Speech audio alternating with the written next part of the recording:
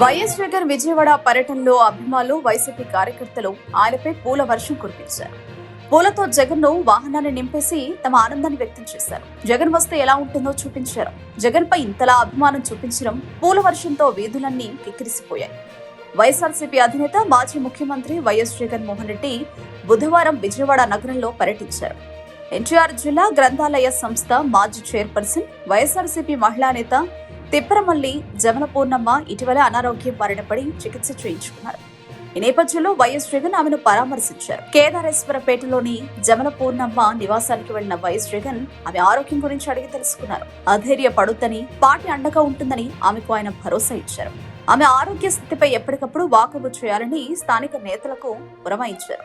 YS Jagan రాకతో lotus రోడ్లు కిటకిటలాడాయి. Party కార్యకర్తలు జగన్ ను చూసేందుకు భారీగా తరలివచ్చారు.